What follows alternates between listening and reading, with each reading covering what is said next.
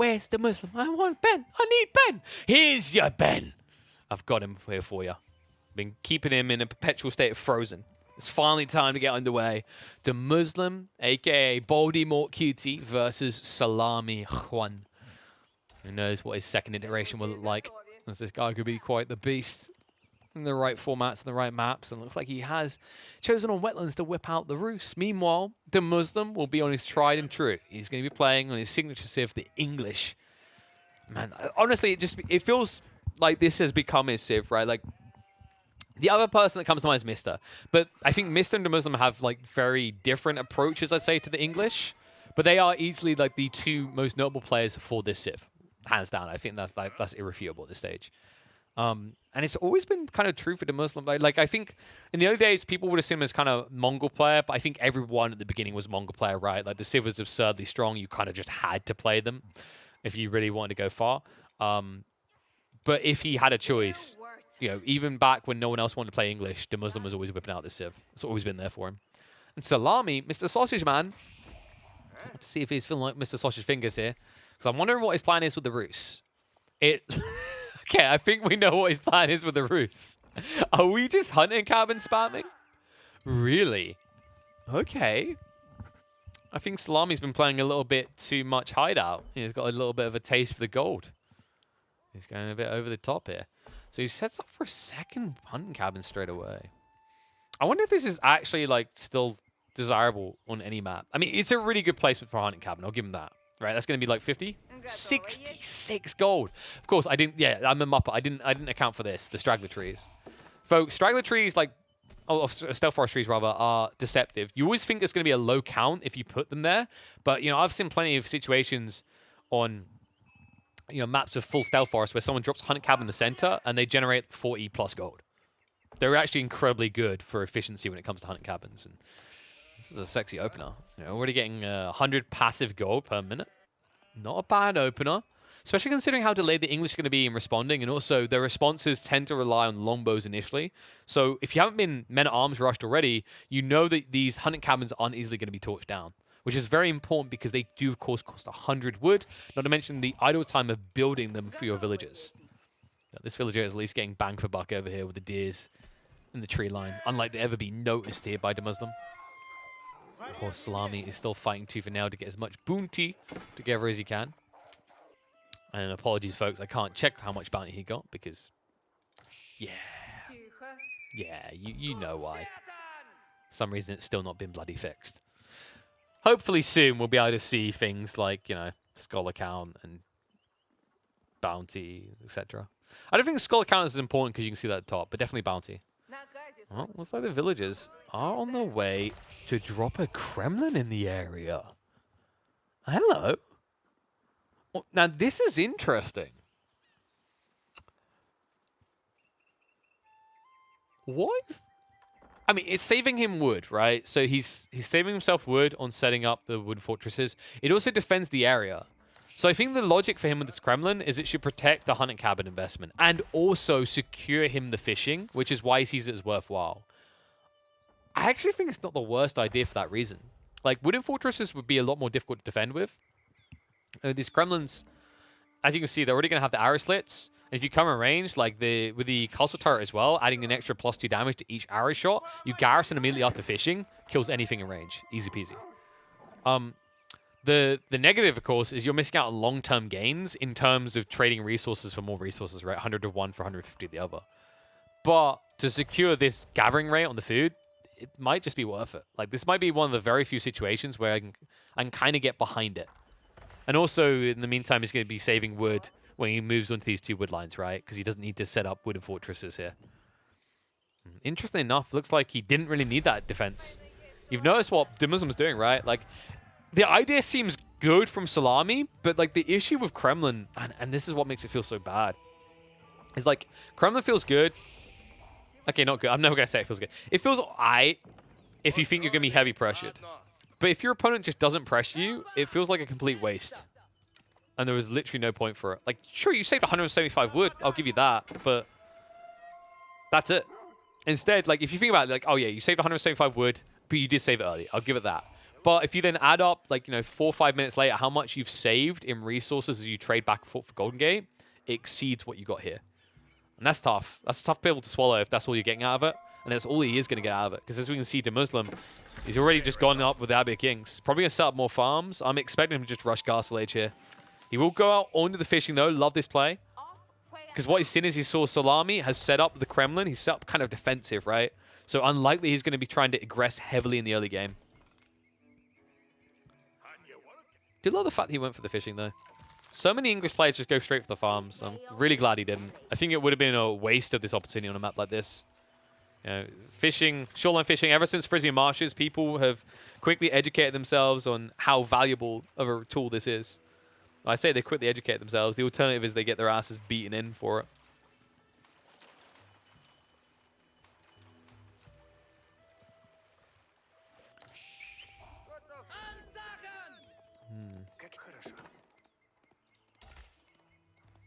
Salami. What's the next move here?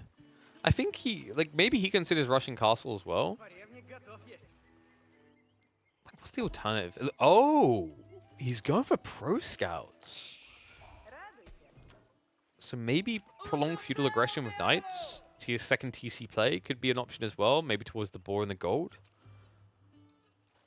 Now, this is a very different build, but I'd expect nothing less. I mean, for those who are unaware, who do not know Salami, the uninitiated to his ways, this guy loves to just think outside the box. He likes to take the box, cover it in petrol, and set it on fire. That's the type of player he is. Like, he doesn't really follow your orthodox builds. He creates his own. And it's something I've always appreciated about him. I love these people that are looking for the next thing, the meta setters, right? Because, you can either try to perfect something that someone else is already very good at, the current meta leaders, or you can try to find what's next. And Salami, he's always looking for what comes next. Scouts are at least being deprived of the long-term vision in the area, so it looks like he'll get that breeding room. More hunting cabins are going to be set up, but this one isn't going to be good value, folks. It's got a heavy overlap. So, yeah, expect him to get, like, maybe, I want to say 16 gold out of this. Looking at the placements. Yeah, he's probably going to get, like, 16 gold. Because you can't have the overlap, right? And there's no other reason to build this hunting cabin. Like, it's not like you need it for the fishing drop-off, right? By the way, that would probably be a big buff that could help the Kremlin be viable, is if the Kremlin was also a drop-off location. I'm not sure why it isn't, really. 29. Wow, I'm impressed. I wouldn't have even expected that. This one's going to be a lot better. Probably like 38. Wait, what? Damn, he's going super tight in this area. A lot of gold nonetheless, though. And with the food he's gathering, with the professional scouts as well, you can see his target is going to be the Castle Age, but he's going to be beaten to that objective. Already underway for the Muslim. Sets the King's Palace up to the southeast of his base. That's got that choke point ahead of him when he's got the deer, so he doesn't even need to make a farm transition fully yet, but that's already underway. Stables also being constructed. Expect a monastery to come alongside this because, well, with this type of timing, the Muslims definitely going to try to contest the relics. Relics that are fairly achievable for him, at least 2 of them, definitely. Salami. Well, of course, we already knew what he was going to go for, didn't we? Because the amount of hunting cabins he's already building, there's only one way to go. He's going to be building the high trade house. So no intent to rush towards relics himself. No units coming out still. Stables are at least now finally being set up, and he can, of course, get early knights out because he is the Rus. He gets them in feudal. Will they be quick enough? Because first knights are now already being produced by the Muslim.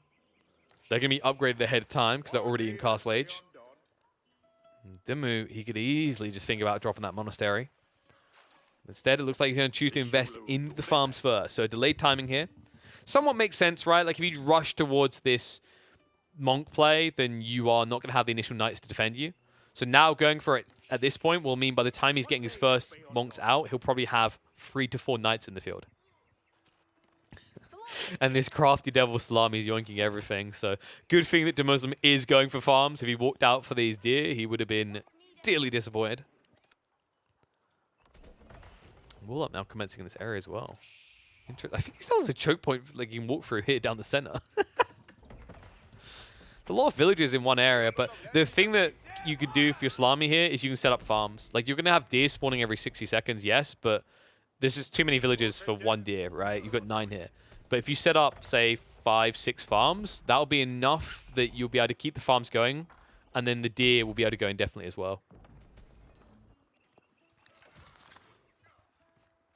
Now, the interesting part is that Salami, I mean, he had so much food, he probably could have been building more knights, but he didn't want to go on the gold at all, right? He wanted to be full passive. That gold is now going to kick up pretty hard, though. 214 extra gold added in a minute. This will allow him to escalate. And, of course, the other benefit going for this high trade house, you'll now be able to unlock the final tier of bounty, because I'm pretty sure he didn't get there, considering the boars are still alive as well. In fact, if I'm the Muslim, maybe I consider just sniping out those boars. I do have Carslave Knights now. It should be pretty easy peas. Knights are now starting to make their way in, so extracting value. Salami, a little bit slow to react. We'll lose one villager already to open up.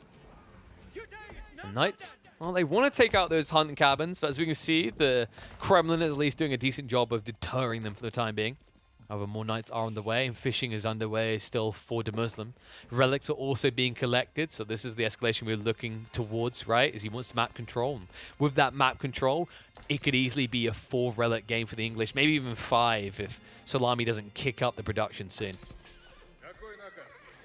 Now, the good news for Salami is he did get a lot of scouts, and this means that he can kind of cause a nuisance in the fight. He can kind of bait the Muslims' Knights to attack scouts instead, and that'll allow him to get better trades. Which he's going to need right now because he's trailing when it comes to knight production.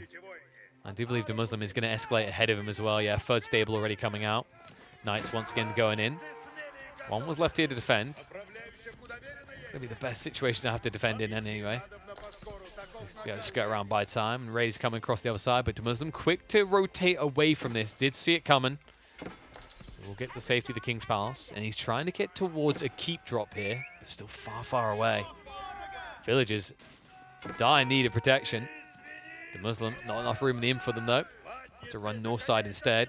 Raids continue in the base of Salami as well as he's looking to set up those blacksmiths. And it's just a back and forth kind of spray of knights at each other. I do think that the lay of the land right now heavily favors the Muslim though. Like, even if we couldn't see the eco count, like militarily, in terms of other eco types with relics on the way, everything looks good for him. And then, of course, we are going to add in that villager count difference. Like, it's a substantial one right now. It feels like Salami has to kill so much more to feel in this game. Sure, he's got the gold trickle. That feels great and all, but I don't really feel like it makes up fully for the deficit. Right? So, like, 10 villages is worth about 400 resource generation. Let's say you've got 500 passive gold generation around that by the flickering number. There's a bigger difference here. Even more so now with the relics finally starting to be banked by the Muslims. So Benny Boy in a very comfortable position in this game. What he has to do is continue this escalation. Right now, it's more like Salami has to pivot unit type before the Muslim would have to. Interesting as well. Getting the Steeled Arrow upgrade. So Salami fully aware he's going to have to turtle up. The reason he's getting this upgrade despite he has no archers is because this will impact the output of Kremlins and TCs. So that's why he's going for the range damage increase. For the moment, Benny Boy will back up. But make no mistake, though, that knight count definitely slowly going in favor of the Muslim. And as more of these relics come in, his escalation will accelerate. The problem you're going to have if you're Salami on the other side is, remember, this gold you can generate through the hunting cabins, it's capped. As you can see there, maximum you can generate is 250 gold per tick. There's only so much you can get out of this. At the end of the day, you are still 2 TC versus 1. You're losing on relics as well. You're definitely falling behind here.